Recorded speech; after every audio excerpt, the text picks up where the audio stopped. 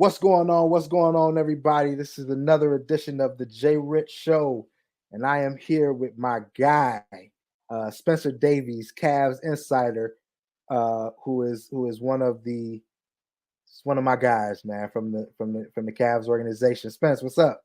What's happening, Jay Rich? How you feeling? I'm all right. I'm all How right. It's how, how it's are been you a feeling? whirlwind. Yeah. How are you feeling after last night's elimination? I just feel like everything's swirling around the rumor mill. Darius Garland's getting traded, Donovan Yeah. Mitchell's getting traded. Who knows what happens with Jared Allen? Like JB Bickerstaff, is his job safe or not? Like all of this stuff's flying around, and it's been less than 24 hours. So I'm And just letting things play out. I'm not gonna come on here and lie and say like I've heard things or something like that. right. I'm just keeping it real and just trying to process it as it comes. Absolutely. It's crazy. I've seen Darius Garland in literally all 30 photoshopped in all 30 NBA teams in 24 hours. Like it's crazy. I'm like, man, teams that don't even need a point guard. Like yeah, he's going to Golden State. What? Like that don't even make sense. So yeah. It's crazy. So let's get into it. Let's talk about Cavs Boston 5-game series where I think it was competitive. I think it was more competitive than a 5-game series should have been, or in the grand scheme of things looks. What do you think? Yeah, I'm in the same boat, man. I mean, just thinking about how they stole one in game two, the way that they responded after getting the crap beat out of them in game one, already kind of showed that they were there to compete for it. Game three, it was just one of those things where it got away from them. They did get down big in the third quarter, but they showed a lot of resilience to come back. And then, I mean, game four, we were talking before it even started. Everyone had thought that thing was over. Everyone in the arena, security guards, Right. people that, work around the arena are just like, oh, yeah, no, this is the last time we're going to see it. And they were right. But the Cavs came out there and didn't act like that. They came out and played really well. Max Strus started the game real hot. Sam Merrill hit a couple threes in the first quarter. They were really getting after it on the offensive end. It took a little while for Darius Garland to get going, but in that fourth quarter, he played a heck of a game. For the most part in that series didn't turn the ball over, played clean. They just didn't have enough offensively to keep up with the Celtics. And, credit to credit where credit's due. As far as Boston goes, they made a lot of tough shots. Jaylen Brown, I think, was the most efficient player for them in this series. And a lot of his shots were contested or in traffic. So big ups to him. Jason Tatum, same thing. His shot selection might not have been great, but a lot of them went down. So that's, something. And I think I said this on my pod that Drew Holiday, I think, was the MVP for them in that series, just because of the timeliness of the shots that he made, the timeliness of the plays that he made, and defensively just always chasing around Darius Garland and shutting down Donovan Mitchell in the second half of game three after Donovan had come out just guns a-blazing. Yeah, the Boston series I think it was an eye-opener because, look, the Cavs have played Boston well the last 2 years, really, when they're healthy.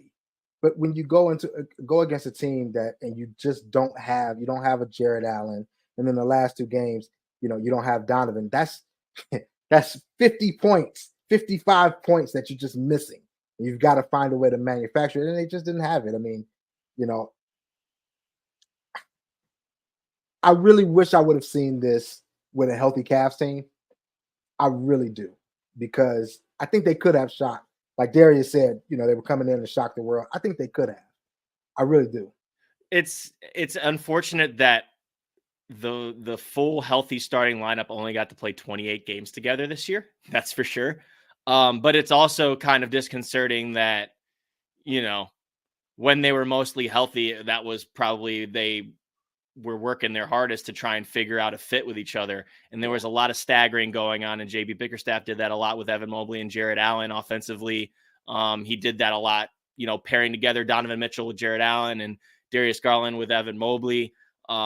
Those things probably take a little bit of time to get together, but unfortunately, when you have a star like Donovan Mitchell, the timeline just gets absolutely, progressed and it gets shorter. So, guys had to figure stuff out on the fly. Max Strus, he's done everything right except for make shots consistently. He's been a really good defender. If you needed a playmaker, he'd go out there and get you 9 assists like he did in Game 5 going away. Doing a really good job in the pick and roll. I think he could have been utilized a little more in dribble handoff situations with Evan Mobley coming off of screens and movement shooting, almost like Sam Merrill was. But Max just didn't make the shots consistently. Maybe it's because he wasn't put in a good position. I know he was a lot more comfortable in transition situations just by watching with the naked eye. But it's just a shame that, they didn't get to really figure it out because of what happened in January. Darius Garland obviously going down with the broken jaw, Evan Mobley dealing with the knee injury, and that period where, ironically, the Cavs ended up ripping off their best part of the season with Donovan Mitchell and Jared Allen, and obviously the revelation that Sam Merrill was in that period with them upticking the threes, spreading the floor more, playing a little bit more 5-out. So great segue, Spence. Great. It's almost like you do this regularly. That's the question now. What's next? Where do they go from here? Season's over, the offseason starts, and yes, there's a whole bunch of rumors out there. And we're not going to really address rumors per se, but what's next? If you're the GM, we're going to give you Kobe's seat, and you're the president. And what do you do? Do you keep? If Mitchell stays, I think it's a no-brainer. That's my opinion. That if Mitchell says, I'm going to resign, I'm all in. I think that's a no-brainer. Do you trade? I don't want to say who do you trade, but what's your next move? Unfortunately, Darius Garland and Jared Allen are really the best trade value that you have. So if Donovan Mitchell says, yeah, I'm going to ink this extension, I'm going to stay here until I'm in my 30s, not going to leave $70 million on the table, then I think you got to get to work and find somebody who's going to be able to play off ball, because Donovan Mitchell, as we know, is really good with the ball in his hands and has played a really good role as far as being kind of the point guard. Right. When Darius Garland was out, he was playmaking, drawing two to the ball. Darius does that too, but Donovan just seemed to have a little bit more effect when he drove to the paint and drew bodies into the middle. So you got to find guys that are good at catch shooting. You got to find guys in the backcourt that will be able to play off ball off of Donovan Mitchell. I think it's the elephant in the room. The Cavs haven't been able to find a wing that's, over 6'6" to play the three for a long time now. I think you really got to hit that home run this year. It doesn't have to necessarily be a home run star that you have to get, but someone in an ilk of, let's just do a hypothetical here, right? Darius Garland, you said he's been in every uniform that you've seen on Twitter, Absolutely. right? Absolutely. He's been linked a lot to San Antonio just because of the Spurs needing a guy to set up somebody like Wemby, right? Right. So if you look at that, do you say, okay, we ask for Devin Vassell, or you ask for a Keldon Johnson, because those are guys that can play the three and more than one than the other that can shoot. But I'm just saying, like, in a hypothetical situation, the archetype you're looking for. On my pod, I went out there and I talked about Dorian Finney-Smith. I think that's like the ideal fit. I think Trey Murphy or, a Herb Jones, like somebody that can go out there and play the three, stretch the floor so that they're a threat to shoot outside a little bit, so that somebody else than Donovan can score, but you're also not losing much on the defensive end of the floor. That's a big thing. I think bringing in another backup center is big. Again, this is why it's so hard to break down, though, because you don't know what Donovan's going to want to do. Right. Clearly, you saw, by the likes on his Twitter feed, that he's tired about hearing about this stuff. Correct. But I think a lot of it hinges on if he signs that extension, then you go into, okay, let's see what we can get if Darius Garland is our, best trade piece, if Jared Allen is our best trade piece. Because another thing that complicates the entire situation is how well Evan Mobley looked in the Boston series at the 5. Exactly. And, that's kind of going into Jared Allen, who's got a very, by the standards of today's, salary cap, a very team-friendly contract. If you're $20 million. Allen, $20 million. And coming off of probably his best response to what happened in the postseason last year, and did a heck of a job in them. Mm-hmm. And extension eligible this summer. Exactly. So that's probably where I look first. Then you look at the others, right? You look at, You brought Max Strus in. I don't know if you give up on him right away, but you certainly can't, say no if some team comes offering, if you include him into the package. Same goes with George Niang.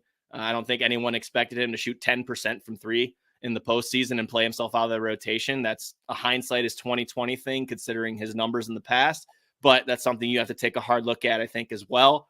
Isaac Okoro going into free agency, he'll be restricted. See what he commands. Do the Cavs match? Do they make him an offer? Is he somebody that they see being a part of this rotation? Probably not a starter. These are all questions you have. And I think this will be a huge offseason from that standpoint. And I don't think it's as dire of a situation as people are making it, though, because you did just come off of a season where you did improve incrementally. You didn't win a championship. You didn't get to the Eastern Conference Finals, but you did get kind of step by step better. Now you got to take the next step after that. And, Donovan's probably wanting more than that, and I understand. But this is just what's been presented. And you got to figure out a way to you're going to be accelerating your timeline at this point if Donovan stays even more further. And that's what I've been trying to, like, all of my friends have been texting me, what's going to happen? Are we just going to suck? And I'm just like, guys, regardless of if it's Donovan, if it's Donovan staying, you're going to have a top 20, 15, top 15 guy on your team in the NBA. You're going to have that guy on your team. The cupboard's not bare. If Donovan says he's leaving, you still have a young core that can grow, and you're going to get pieces back. Either way, this team is not going to just all of a sudden, or shouldn't all of a sudden just be a lottery team. Like, people are acting as if that's what's going to happen. And it's like, guys, relax. Just relax. Either situation is workable, is fixable. There's some tweaks that need to be made, yes, but this isn't like, it's not like LeBron is getting ready to leave and we're going to go to 17, 19 wins, things like that. That's not happening. That's what's nice about, having young talent in addition to the veterans that they brought in last year. And that gives you a little bit more flexibility. I understand that they don't have as many trade assets as they like for somebody to keep Donovan around, but they do have two very bright young prospects. And I wouldn't call them prospects, but bright young players. Absolutely. In Darius Garland and Evan Mobley. I think DG, whether he's here next year or he's not, he's going to flourish after an off season. He's going to shake off, what rust he had coming back from that jaw injury, losing 12 pounds, having personal losses off the floor. Right. A lot of that going into it that I don't think we even address, and you feel terrible for him. And he just also didn't have the ball in his hands quite as much as he's used to, being the engine of the offense. Right. So that played into it. I think Evan Mobley, again, what you saw him do at the 5 in this series against Boston is very good in terms of your future.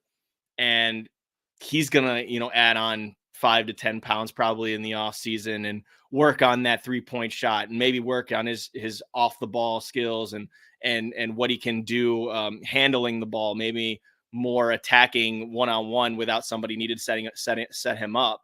So those are, in-house focuses you can have. But yeah, I don't see this as, if a trade happens, then they're at the bottom of the barrel again. There's no way. There's no way that happens. Right. It's crazy. Like, but fans spoiled by LeBron, man. Spoiled by LeBron. Yes. That's really what it is, man. But and it's a championship or bust mentality that I think has infiltrated sports. That's really soured things. And yeah, if you're in it to not win a championship, you probably should be, upset. But you got to also look at it with some rationale. But fans is short for fanatic, so like it's ridiculous. All right, so we've talked about players. Let's talk about the big change that could or could not happen. Where are you with JB? And before you answer, I'm going to say where I am.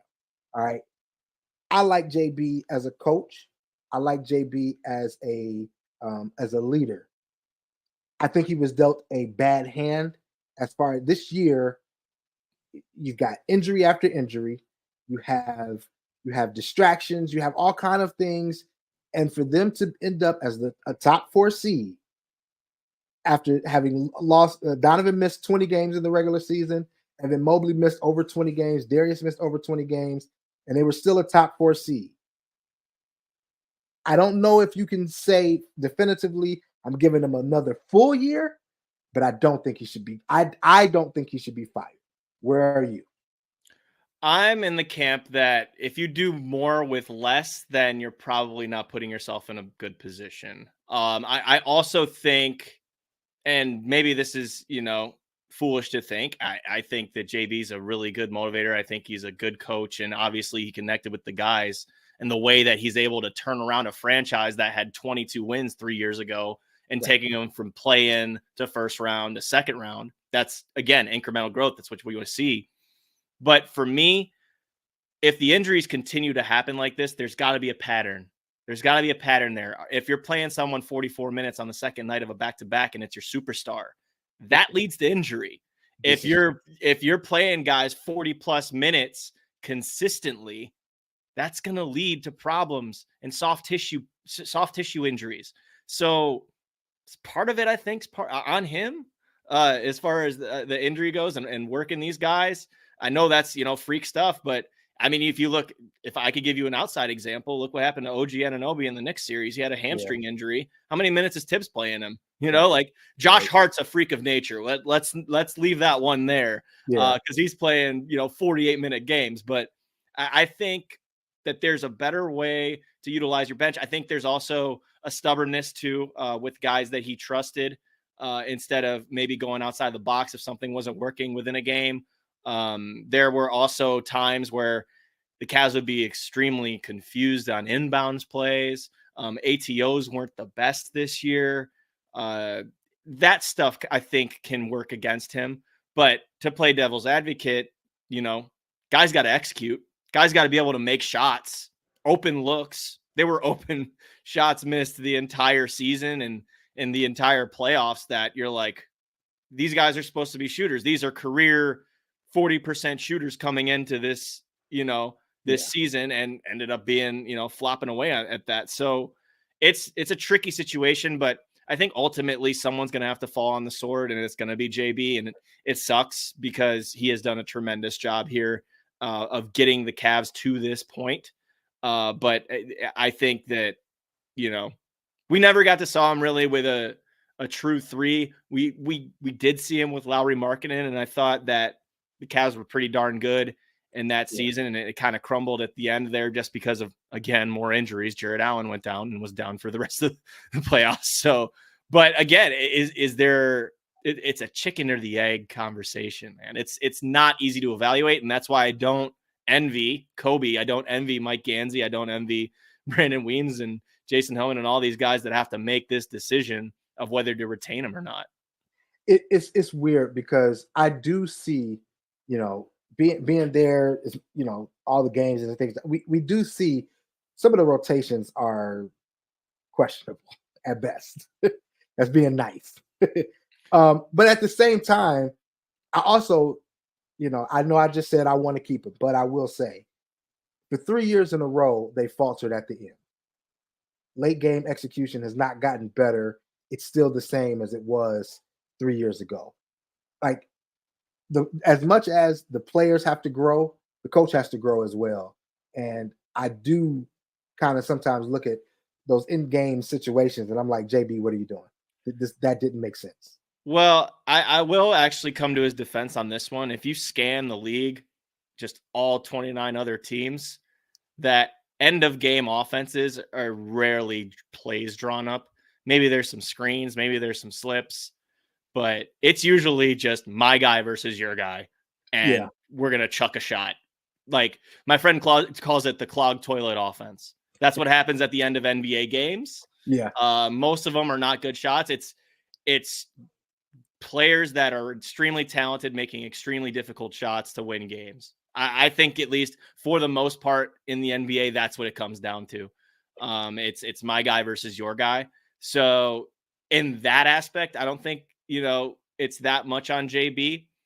I think it's more or less on making sure that you execute in those moments and you find the right player to do it. And most of the time it was Donovan. Here's the ball. Everyone else get out of the way and let's see if Donovan can knock down this shot, which, it's worked sometimes. It hasn't worked sometimes. And that's one that's tough. But another thing I wanted to add to this conversation too with JB Bickerstaff is if you're looking at making him the fall guy and he's fired, are you sure you have a replacement in order that That was is the going to next connect question. with this team, and Yep. who's available, right? The coaching pool is getting drier. It is. It's, you know, Mike Budenholzer's already with Phoenix. You saw Charles Lee's over with Charlotte. You have Jordy Fernandez going to the Brooklyn Nets. These are very bright minds, and they know what they're doing. Do you look at someone with more of a veteran experience, like, I don't know, a Frank Vogel? Do you see what Ty Lue's up to if he doesn't go back to LA? Do you try to go younger and look at an Alex Jensen, somebody who was a part of the Canton Charge a while ago, but has ties to a guy like Kobe Altman, who's now an assistant on the Dallas Mavericks when they're doing their playoff run right now? Like, those are my questions. I don't know which direction they go. Kenny Atkinson, somebody who hasn't been in the game since the KD and the big three ousted him from Brooklyn after doing a heck of a job building that team up. Those are, again, littered with questions. It's all speculation at this point until there's concrete evidence of something that's going to happen, whether that's transactional, whether that's something going on with the coaching staff, just letting it play out. And then if it happens, I'll react to it. Yeah, because I think, and you know, what I've kind of said is, you know, if something's going to happen, I don't think it's going to happen mid-June or anything. Like, it's going to happen fairly quickly as far as JB. Like, yeah, I agree. And that's not going to be a oh, it's the draft and we don't have a coach. mm-hmm. Like, no, that got to happen fairly quickly because free agency is literally a month away. Yep. And, you know, for as much as people say that, you know, JB didn't have too much to work with as far as roster construction, they are right in the sense that he never got his wing outside of playing Lowry Markin at the three, like we talked about before. Right. He didn't ever have like a true wing. So that part falls on Kobe Altman, but you have to take the bad with the good. You look at the moves that Kobe's made to get Donovan Mitchell here, to get Jared Allen and Karis LeVert here for essentially, you know, pennies on the dollar. Yep. That those are moves that can't go unnoticed, but it makes me laugh when people look at Kobe bringing in Max Strus and George Niang, guys who are proven competitors in playoff situations. And for teams that were playoff ready, they had good runs. Max Strus went to the NBA Finals, for goodness sake, last year. And then they poo-poo on it because hindsight's 2020. It didn't work. Yeah, it right. didn't work. Because if you look, they were logical signings. Absolutely. Max Strus, logical signing for the amount of money that they paid him. George Niang, logical signing. Shot 46% from deep last year in the postseason. You can't tell the future. Now, you have to be prepared for those consequences if it doesn't work out and it backfires. But from a fandom perspective, I would have been more upset if they didn't do anything and then they just sat on their hands or brought in guys, you know, like Ty Jerome. Ty Jerome was a very efficient guy off the bench last season. He played 2 games for the Cavs this year. That, for all we know, that could have been their primary backup point guard. And he was, you know, he had size, 6'5" point guard. That'd have been the tallest guard on the entire team. Right. And he could have been playing. So hindsight's 2020, man. I don't know what else people want. He tried. He failed. He might have, I don't know if the long term he failed, but we know for in the short term he failed. And you got to go back to the drawing board and see what you can get. Yeah, I mean, you know, I'm not a big proponent of like poo-pooing on the signings after a full year. Like, George Niang helped us win games. Did he didn't, for whatever reason, he didn't perform this playoffs. But you want to know who the most winningest player since he's been in the league is? George Niang. Like, he also has ties to Donovan Mitchell. Like, these things matter. So, you know, it was also a reason why he came is because of Donovan Mitchell. Like, these things go hand in hand. So, you know, George's worst shooting, you know, like in the regular season, he had stretches of up and down, you know, it wasn't consistent, but he still shot something like 37% from deep, which is more than more than good for what the Cavs had dealt with in the previous years. Again, 10% is not what you can get out of him. And Right. that probably, played into him being out of the rotation for the majority of the postseason. I think his defense took a step back big time in the playoffs, just bad matchups for him. Because he played decent defense in the regular season. And I think that JB even gave him the reins to do a little more than just spot shoot. Like he was putting it on the floor, using some hook shots. And, sometimes maybe a bit too much freedom. But I thought he did okay in the regular season. And again, like these are guys that this is the first year they've had in the organization. So maybe we're jumping the gun too much here too. Who knows? Yeah, I mean, like to your point, he was playing, I don't want to say full on, but like there were times when he was the point forward, like he was having the ball in his hands, making decisions. In the playoffs, he's got to guard when especially when Jared went down, he's got to guard Paolo. Like that was a tough matchup. Then in Boston, that matchup would have been Jason Tatum. That's a tough matchup for George. Like it just is. It's a tough matchup for anybody, but it's a tough matchup. So the foot speed, man, the foot speed is really what caught up to me. Right? Like this foot speed, it wasn't the strength. That guy can stand people up, but it was the foot speed and being able to move laterally with some of the guys that have these dribble moves, and it's tough. It's tough. Yeah. Well, I Spence, man, I thank you for your time. Where can everybody find your stuff and what you working on? Yeah, no, pretty much just waiting like everybody else right now. There's not too much that I'm working on. I do put out a lot of the videos that me and Spencer German do on Twitter at Spin Davies. We have a YouTube channel, Cavs Insider, and then also si.com/NBA/Cavaliers, where our entire team does a lot of great work. It's Spencer German. It's Logan Petoskey and Tommy Wild. They do a really good job of getting stuff up on the site there. I'm doing a lot more of the video and the reaction like this, actually. So a lot of my stuff has been, multimedia and putting out, videos. So whenever the next media availability is, I'll have something up there, probably talking Kobe Altman and end of season stuff. Whenever that does happen, I don't know when it's going to happen. I think the exit interview. Yeah. But yeah, Twitter at Spin Davies, Instagram at Spin Davies, and that's pretty much it. And also, before we go, definitely got to give a shout out to K Davies. Thank you, my man. We got to give a shout out to K Davies. He's going to what school?